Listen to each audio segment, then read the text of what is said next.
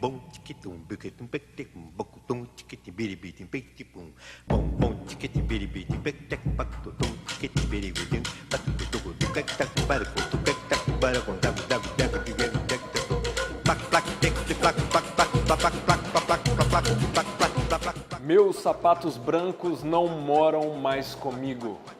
Eles agora pertencem a um mendigo que fica cantando na Rua Augusta.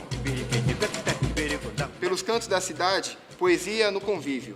No silêncio do concreto cinza, o destaque. A arte do grafite grita com vários sotaques, colorindo a vida e amenizando os baques. Essa é SP.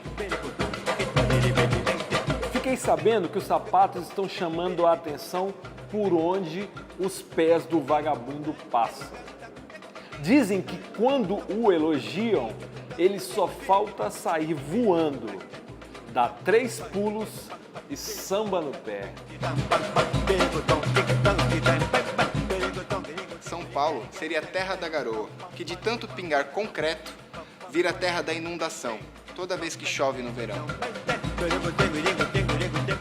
Era um sapato branco que foi doado ao mendigo e aí, a partir daí, eu não sei o que aconteceu. Mas o mendigo existe, a rua existe e eu imaginei o que poderia estar acontecendo, né? E, na verdade, eu transfiro um pouco para a figura do mendigo, talvez o meu desejo, né? De sair livre por essa cidade, sambando, dando 3 pulos por aí. Se eu tivesse meu próprio dicionário, São Paulo seria a cidade grande, tão grande que cabe o mundo dentro.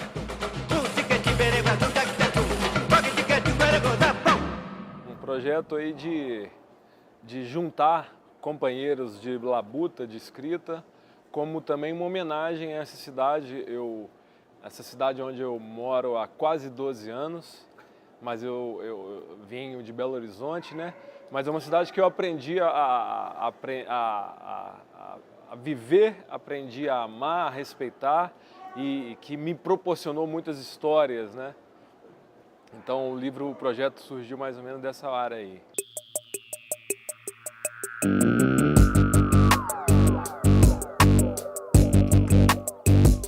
É um conto que se passa na travessia do Corredor Norte-Sul, que é uma travessia muito corriqueira para quem mora na zona norte de São Paulo e muito desagradável. E durante a minha gestação, eu tive um repouso absoluto, a minha gestação da Dora, que está com 3 anos hoje, e eu saía de casa só para fazer os meus exames, né, de acompanhamento. E toda vez que atravessava o percurso do Corredor Norte-Sul, encontrava o congestionamento, o estresse era muito grande com o meu companheiro, que ficava absolutamente estressado por causa da hora e reclamava da vida inteira dele naquele corredor. Ele parecia que acordava todos os demônios da história dele. E ia passando, né, a Cidade Cinza, o Batalhão da Rota, a Pinacoteca, as contradições de São Paulo, os vendedores de rua. A gente conseguiu um retrato muito, muito rico, muito profundo, não profundamente profundo, mas profundo de São Paulo, muito diverso, com autores da capital, e sendo da capital, de várias regiões da capital. Temos autores do interior de São Paulo, temos autores de outras cidades do Brasil e de outros estados, por conseguinte. Temos até um autor que não nasceu no Brasil, como o Pedro Gabriel, que nasceu na África. Quando estava chovendo, então, era desesperador, mas, ao mesmo tempo, o índice de água da Cantareira subia e os vendedores de guarda-chuva vibravam, né? Porque era o dia que eles iam levar mais dinheiro para casa, embora eles tivessem que pegar um ônibus superlotado, com um cheiro de suor. Então, como que é viver nessa cidade que, ao mesmo tempo, te oferece tudo e não te dá a possibilidade de usufruir o que ela te oferece? Porque você não tem tempo, você não tem dinheiro, você não tem ar, você tem cansaço. E qual é a saída para isso, né?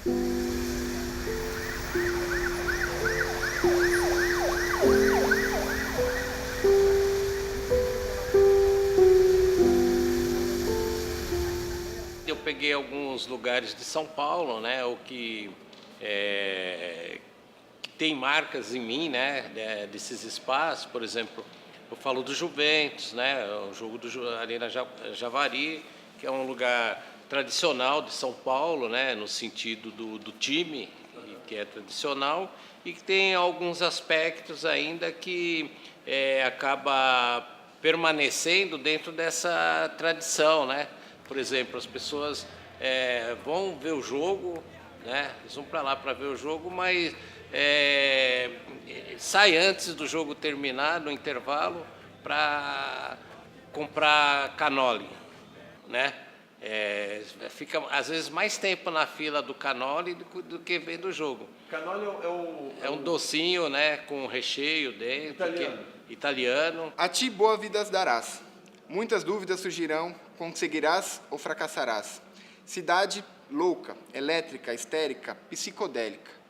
Só quem é, sabe como é. Cidade, nunca dorme. Facilidade, dificuldade, quanto café já se bebeu nessa cidade. Eu só vi tu ser quem tu és, uma bela moça, pura, ora pai, mãe, tia, tio, avô paulistano. Somos todos nós, um céu, um sol, um fel, um mel, todos nós somos paulistanos. Que a gente ama São Paulo, às vezes a gente odeia, então a gente vive nessa dualidade de amor e ódio com a cidade, né? Eu levava meus filhos para o Play Center, né?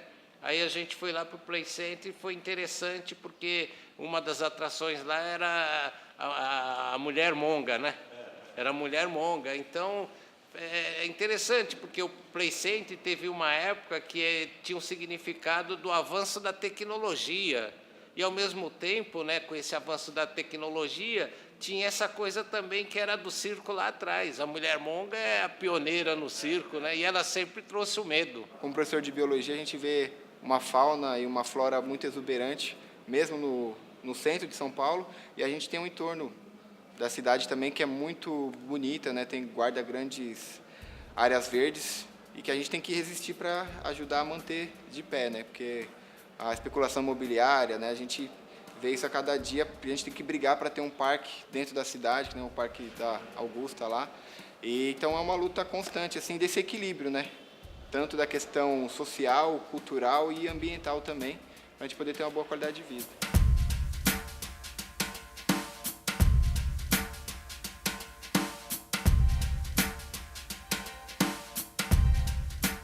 O meu conto é uma mulher que ela acorda depois de ter dormido 100 anos e ela acorda em pleno carnaval querendo conhecer e sair para sambar no carnaval. Chega o Bruno com texto de carnaval, aí chega o Paulo com texto do Bexiga, né? E do samba e da comunidade negra. Então é engraçado como em um projeto o Wagner conseguiu pegar, sem determinar o que a gente tinha que escrever.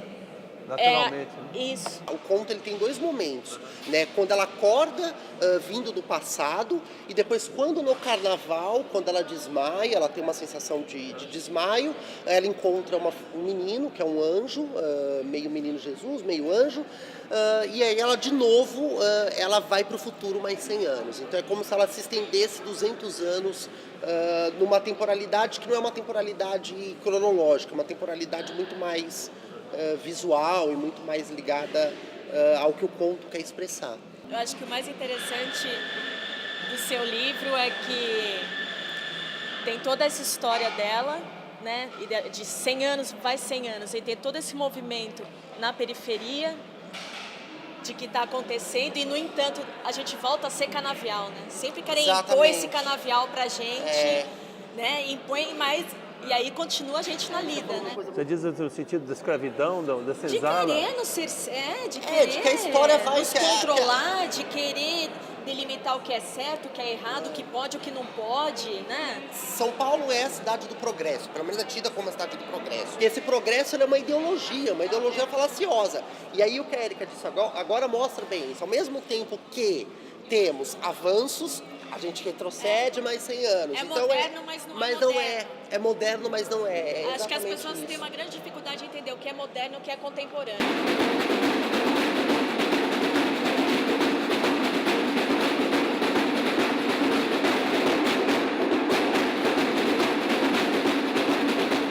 O Sidão, ele existiu. Ele faleceu ano passado.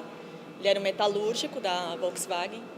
e que sempre doou muito do tempo dele. Ele era compositor da Barroca Zona Sul, que é uma escola de samba pertinho da minha casa e que sempre foi de segundo grupo, acho que poucas vezes. Ela até chegou a ir para primeiro grupo, mas não fica mais de um ano, né? Quando a gente ia na avenida para ver esse desfile, era uma alegria. Você falava assim, mas é uma alegria para quem? Não tem ninguém na arquibancada assistindo, porque todo mundo que podia torcer tá na escola, né? Então ficava aquela desfile daquela alegria, né? O samba ele carrega em si uma tristeza. Eu costumo dizer que o samba é como se fosse o nosso fado fingindo um pouco de alegria.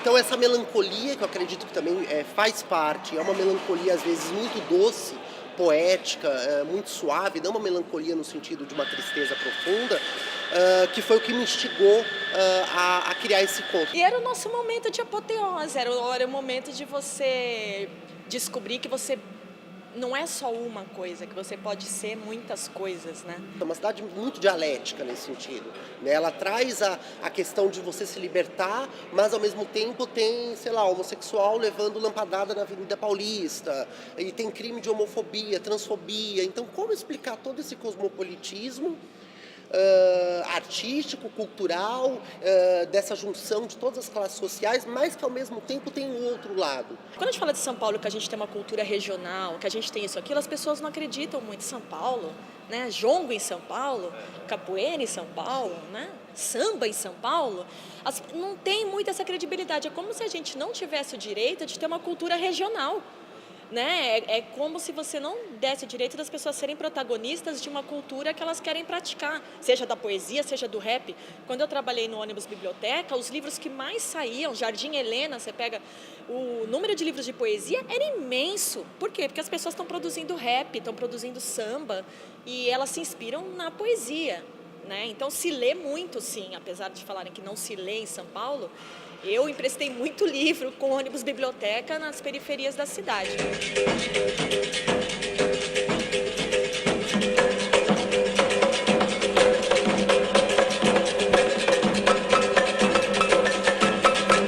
Esse espaço, né, através também da Rua do Samba, como ocupação de espaço público, foi um espaço onde foram juntando as pessoas também.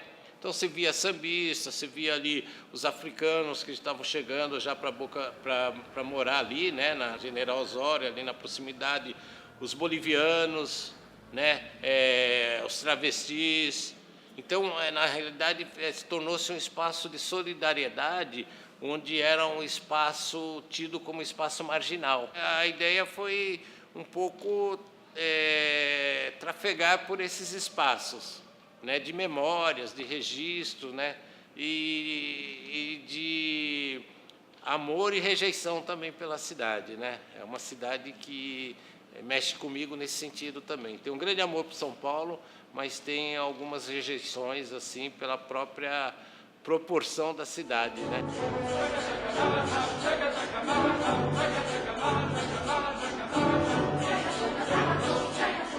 Entre os autores que você colocou no livro, tem alguns textos de Mário de Andrade. Por quê? É um autor que eu admiro, é um autor que tem uma trajetória muito interessante na militância cultural e tem uma obra muito interessante dedicada a São Paulo, Pauliceia Desvairada, de onde saíram esses poemas. E, ao mesmo tempo, um outro fator que proporcionou ele estar entre nós, junto aos outros 25 autores da antologia, é que sua obra caiu em domínio público no ano passado.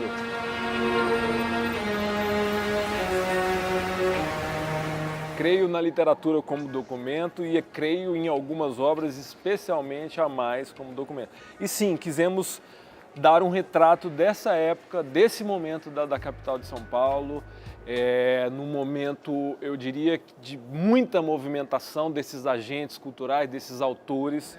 Então, pessoas que estão transitando bastante. Eu creio que é um documento, sim, um documento que tem afeto, que tem amor, que tem lirismo, que tem geografia, que tem história, mas também tem crítica, tem muita política, tem muita conversa boa e séria e papo reto sobre que cidade é essa e que cidade gostaríamos que fosse.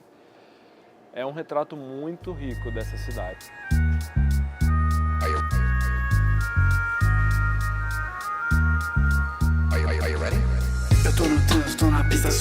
baladista, tô na terra anestesista, na garoa da Paulista, eu tô no aço, tô na lista,